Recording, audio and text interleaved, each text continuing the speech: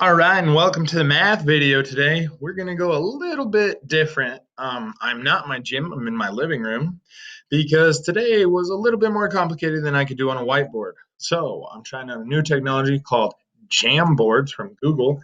Let's see how today goes. Tomorrow I'll probably be back in the gym because it took me so long to create this. Here we go. All right, so I'm looking at the very first page of 8-8, which is page 343. Let's go through a couple of the questions. So we're going to be comparing box plots, which is this one right here, and dot plots, which are these ones right here. Now, we've been working with these, but this is brand new, and we're going to start kind of talking about them. So the first one says, in which display, the dot plot or the box plot, is it easier to identify the median and quartiles of data? Give a reason to support your answer. Obviously, it's going to be the box plot because it is a lot easier to see. It even points to them, okay? Then it says, use the box plot to name the median. Okay, well, the median is right here at 5. So that's easy enough.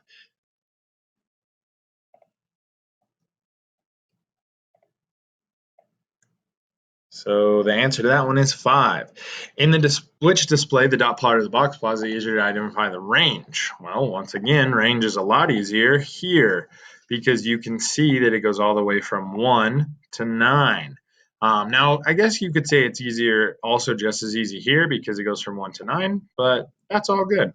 Now, it says make a box plot. So we're going to use this number range right here to make a box plot.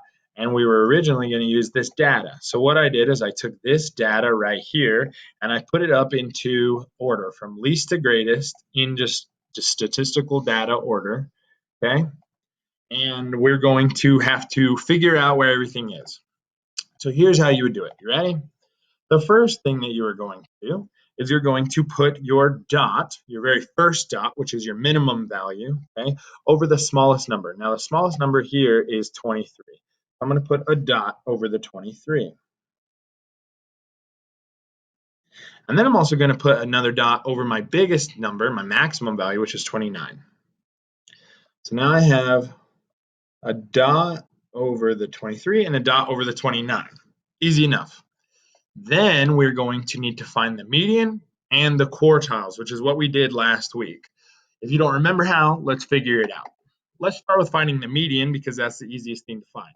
You toss out a little number, biggest, smallest, biggest, smallest, biggest, smallest, biggest, smallest, biggest, smallest, biggest, smallest, biggest, and we are left with the median being 27. So we're going to take a line, we're going to put it over the 27. That would represent that line right there. See, there's going to be a box around it. That's the middle box or line in the box for your median, okay? Then we need to find the quartiles. So let's find the first quartile. Remember, to find quartile, all you have to do is do the median again, but this time you're going to do it just using the first half. So let's say that this was the median, right? You're going to cross out the biggest number, smallest number, biggest number, smallest number, biggest number, smallest number. And we're going to find that our first median, or our quartile 1, is 25. So we're going to draw a line over that.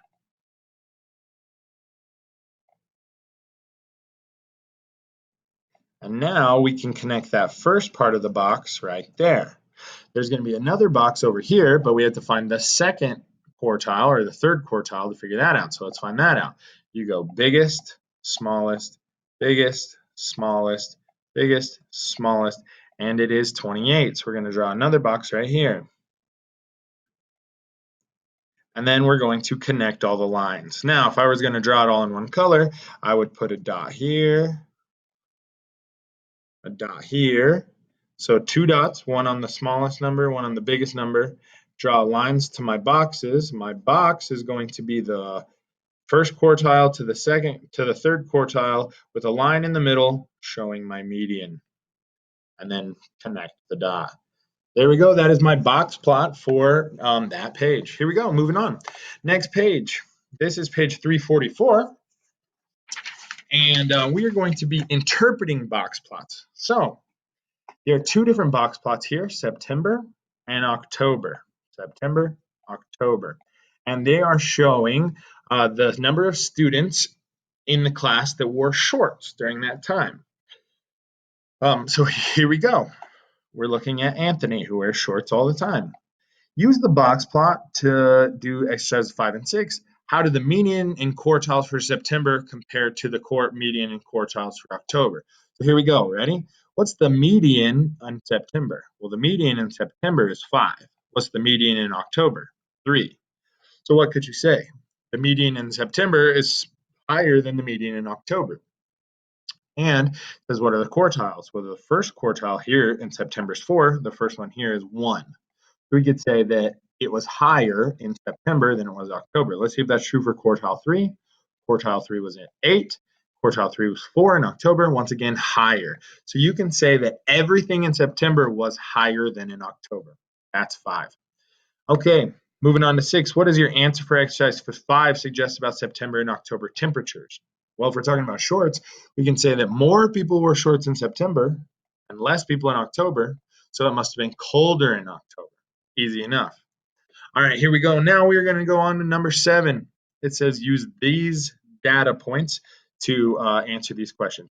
Suppose that 37.79 is the value in the set of data, where in the set is 37.79.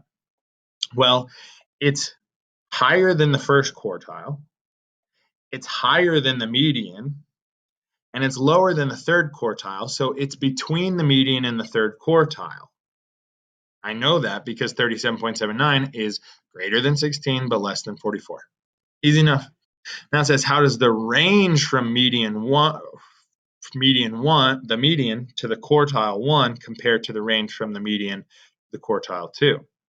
Well, from quartile 1 to median, there's only about 2.5 difference, right? The range is only 2.5 difference. But the range from the median to the quartile 1 is huge. It's like 25 points, okay? So you could just say that. From quartile 1 to median, it's not very far. From quartile 3 to median, it's very large. Easy enough. That page was super simple. Now we're moving on. Now this is the next page, and this is page 345. For 9 and 10. So now it's talking about interquartile range. And basically what it's talking about is it's saying, what is the range? Now, normally, typically in data sets, we're looking at the range from the highest to the lowest. So the original range here, so the range was 9 minus 2, which is 7. Okay? That's the range for A. And if we look at the range for B, it's from 9 to 0, so the range is 9.